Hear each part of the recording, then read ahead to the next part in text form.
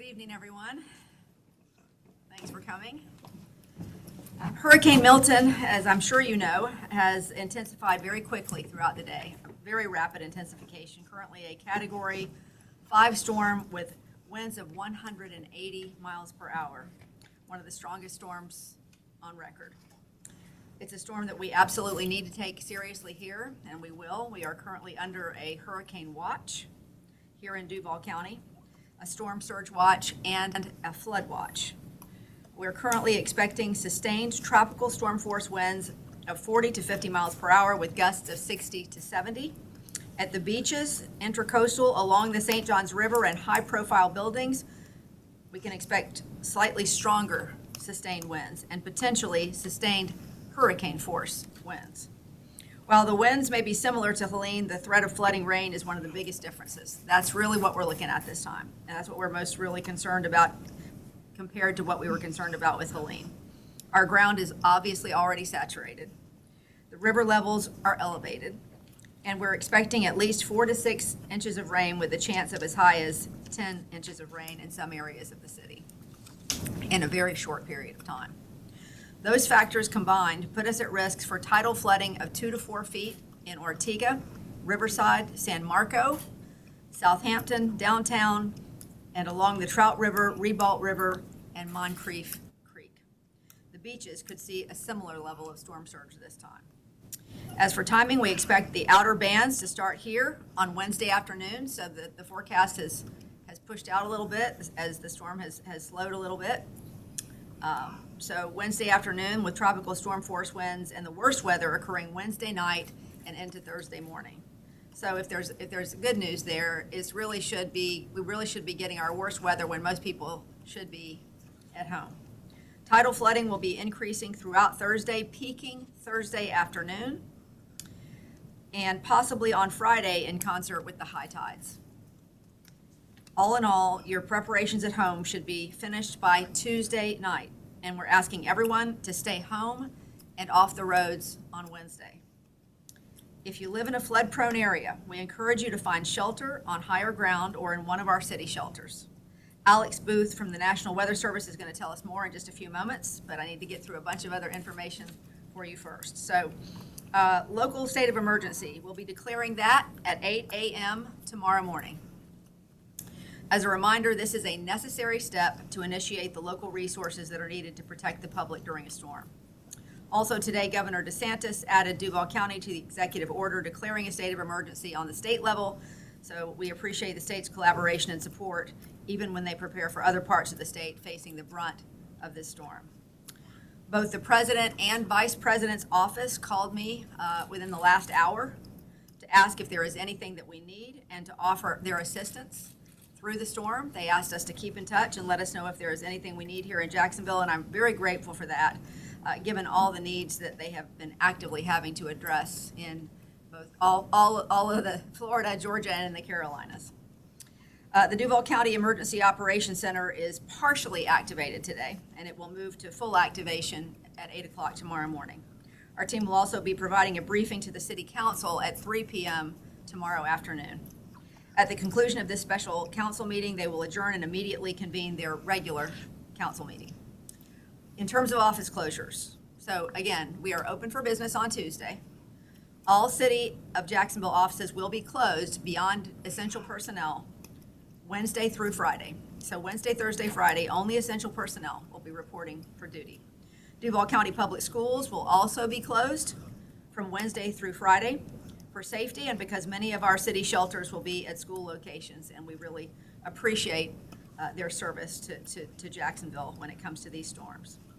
The following constitutional offices will be closed from Wednesday through Friday with only essential personnel reporting as well. That's the tax collector, property appraiser, and supervisor of elections. The 4th Judicial Circuit Court, clerk of court, and public defender's office will be closed the same days with the first appearance court still conducting normal operations. While you will see the weather clearing up on Friday, please keep in mind that we anticipate storm debris and continued tidal flooding into Friday. Additionally, 5 of our shelters are at schools. So speaking of the shelters, we have 6 for this storm. We had 5 for the last one. We've added one for this storm to have one that's closer to the beaches because we do expect to have more severe conditions out toward the beaches this time. But especially if you're in a trailer or an older home or a low-lying area or under a heavy tree canopy, please consider going to a shelter. The following shelters or finding a place to shelter. And I want to remind people that if you do decide to leave and shelter someplace else, you don't have to go far. You can relocate to a place that could be 5 or 10 miles from your home that just happens to be in a place that is safer and doesn't have one of those characteristics. So here are the shelters: Atlantic Coast High School, Chaffee Trail Elementary, the Legend Center, Landmark Middle School, La Villa School of the Arts, and Arlington Middle School. We'll also have, did I say yeah, I said the Legend Center. Okay, JTA will also be providing free transportation to shelters starting on Wednesday morning. And I want to take a moment to talk about something that I shared with you earlier today that I think is going to be helpful in this storm. We introduced today something we are calling HealthLink Jacks, and that is a brand new program that is meant to help us reduce the 911 emergencies that people, when people show up in emergency rooms, when they have conditions that aren't necessarily an emergency.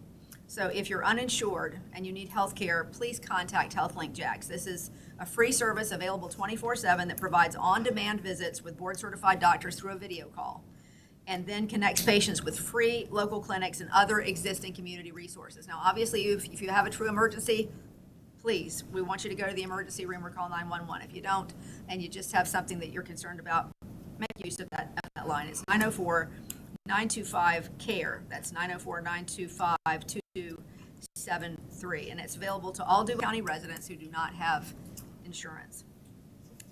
In terms of JEA, these guys were rock stars during Helene. They did a great job of getting power back quickly and safely. And I want to tell you, they're really pressed this time because the crews have now all been deployed up to North Carolina. There's a lot of crews that have now been deployed down to the Tampa area where we're expecting the brunt of this storm to hit. So they don't have as many crews that are able to tackle this storm as we had for Helene. We've got another 20 crews coming tomorrow, but that's still about 37% of what we had for Helene. We're going to continue to try to get more. But please, I'm asking you, knowing what others are going to be going through around this state with a Category 5 hurricane barreling down the ocean at them, please try to have some patience as we try to get the power restored. They're doing the best they can and they're working hard and trying to be safe at the same time. Okay, JTA will continue to run regular operations on JTA's fixed bus route, BRT First Coast Flyer routes, connection and ready ride service as long as it's safe to do so on Wednesday and Thursday. Friday operations will be determined based on what happened. We'll have to see what conditions are like. The last trip for the St. Johns River Ferry will be at 10:45 tomorrow morning so that it can be taken to a safe location. It will reopen at some point on Friday as soon as it's safe to do so. The Skyway will be closed on Wednesday and Thursday and will reopen on Friday.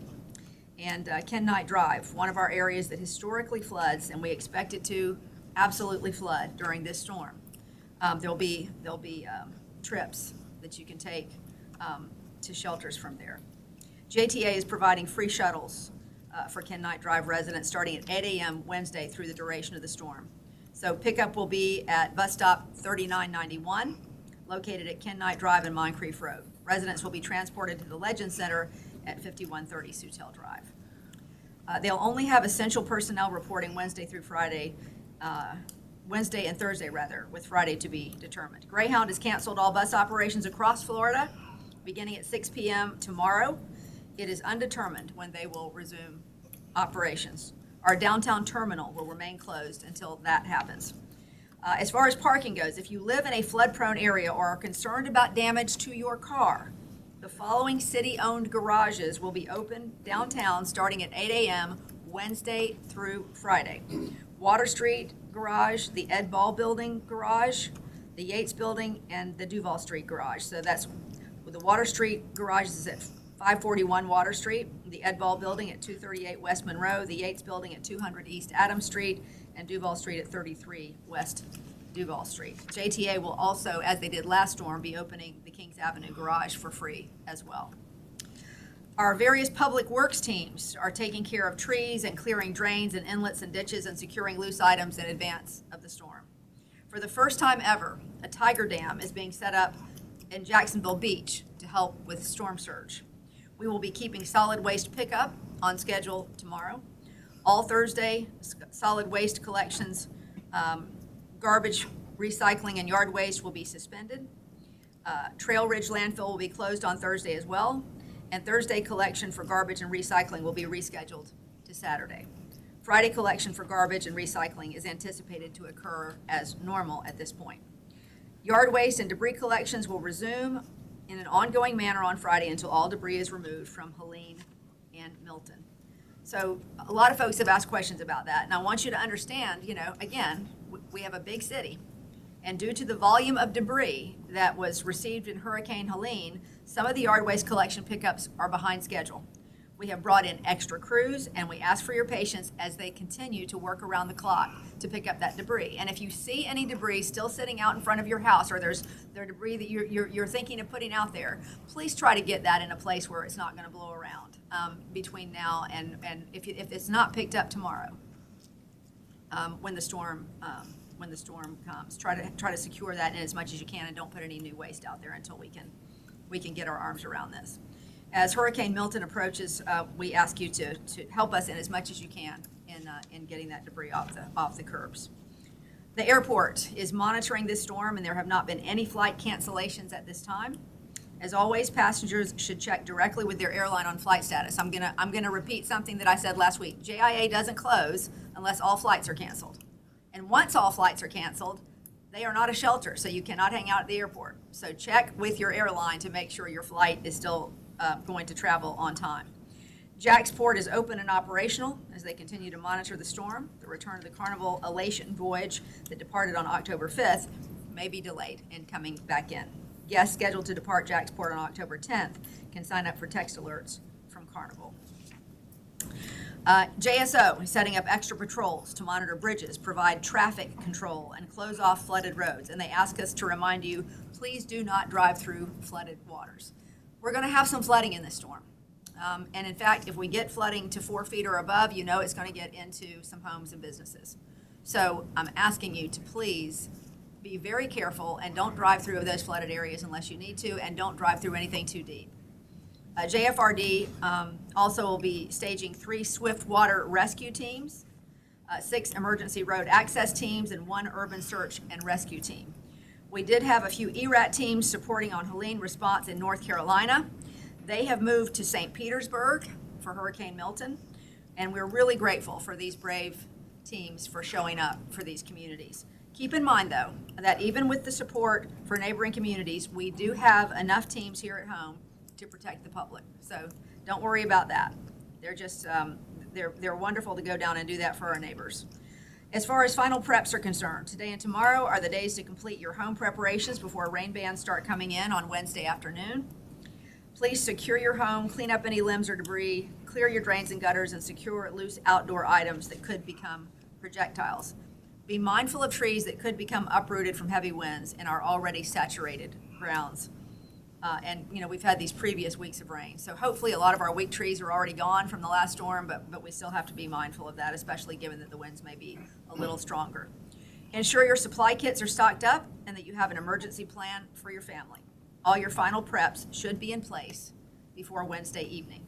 Again, I would ask you to make sure that you call 630-CITY, 630-2489. If you have any issues that you need to report, we have extended hours on Tuesday from 8 a.m. to 8 p.m. and they'll reopen at 7 a.m. on Wednesday morning and stay open until all the ERAT teams are deactivated or until otherwise announced. And again, for more information on this storm and for all of the things that I just said to you, I recommend once again for you to go to the Jax Ready app. So jaxready.com/Milton. That'll give you all the information that you need.